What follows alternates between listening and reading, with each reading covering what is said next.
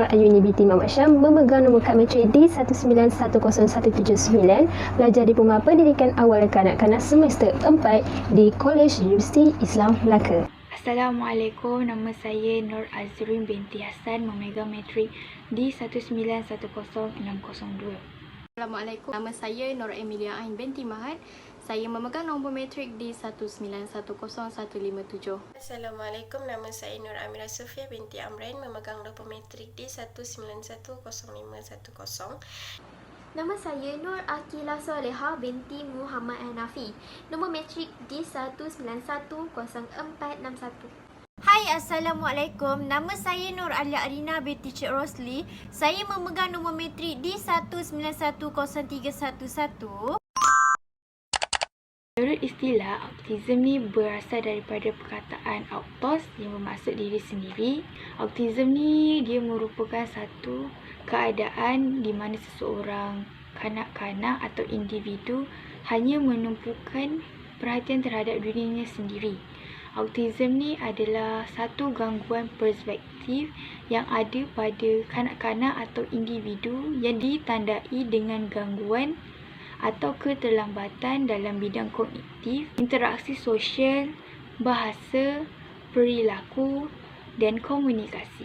Saya ingin mengupas tentang ciri-ciri kanak-kanak yang mengalami autism. Ciri-ciri yang pertama adalah kanak-kanak ini menunjukkan kesukaran untuk berkomunikasi dan memahami komunikasi bukan lisan seperti ekspresi wajah seseorang individu. Yang kedua adalah kanak-kanak ini sering mengibas-ngibaskan tangan mereka. Yang ketiga adalah kanak-kanak ini gemar untuk menyusun sesuatu objek mengikut urutan. Yang keempat adalah kanak-kanak ini memiliki kesulitan untuk mengekalkan kontak mata bersama dengan individu yang berbicara bersama dirinya. Dan yang terakhir sekali, kanak-kanak ini memiliki speech delay atau dikenali sebagai lambat bercakap atau mempunyai masalah untuk berkomunikasi. Dan saya ingin mengupas sedikit tentang cabaran ataupun masalah yang dihadapi oleh kanak-kanak autism. Terdapat dua cabaran yang sering dihadapi oleh kanak-kanak autism, iaitu yang pertama ialah kelewatan mereka dalam bertutur ataupun bercakap. Dan yang kedua ialah mereka sukar untuk mengawal diri mereka di depan khalayak ramai. Di mana sebagai contoh yang pertama, kelewatan bertutur ialah kanak biasa boleh mula bertutur pada usia 2 tahun, manakala kanak-kanak autism mereka akan mengalami sedikit kelewatan untuk bertutur, dan juga kedua, mereka sukar untuk mengawal diri mereka di depan khalayak ramai kerana mereka tidak faham keadaan sekeliling. Terdapat beberapa faktor yang telah dibuat oleh para pengkaji berlakunya autism ini. Antara faktor berkenaan ialah faktor genetik, sejarah keluarga yang mempunyai autism, usia dan keadaan fizikal ibu semasa mengandung, serta jangkitan kuman yang berlaku ketika hamil.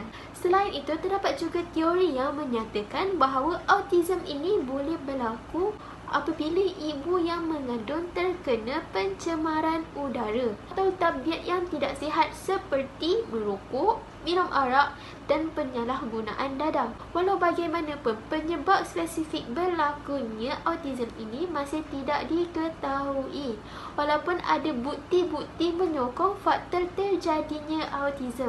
Berdasarkan apa yang telah saya kaji berkaitan dengan badan NGO yang bertanggungjawab terhadap golongan autism, antaranya adalah NASOM. NASOM merupakan Persatuan Kebangsaan Autism Malaysia yang ditubuhkan pada tahun 1987.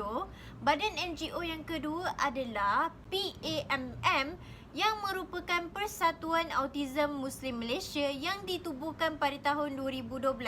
Badan NGO yang ketiga adalah Huaming Autism Society yang merupakan Pusat Penjagaan dan Latihan Kanak-kanak Autistik Huaming yang ditubuhkan pada tahun 1996, dan badan NGO yang terakhir adalah IAC iaitu Ideas Autism Center yang ditubuhkan pada tahun 2012.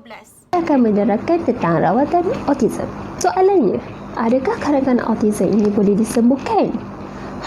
Sebenarnya tiada rawatan yang boleh menyembuhkan kanak-kanak autism ini. Meskipun begitu, terdapat juga rawatan yang boleh membantu mereka menjalankan kehidupan yang lebih baik, iaitu terapi dan ubat-ubatan yang boleh membantu mereka mengurangkan simptom-simptom autism dan juga menyokong mereka untuk menjalankan kehidupan seharian mereka.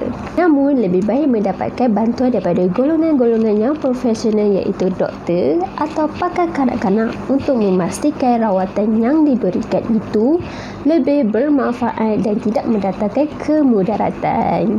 Apa yang boleh saya rumuskan berdasarkan topik kita hari ini adalah kanak-kanak autism ini nampak seperti kanak-kanak normal yang lain. Namun, kita boleh lihat sendiri dari segi pemerhatian mereka berdasarkan sikap, pemikiran dan tingkah laku mereka.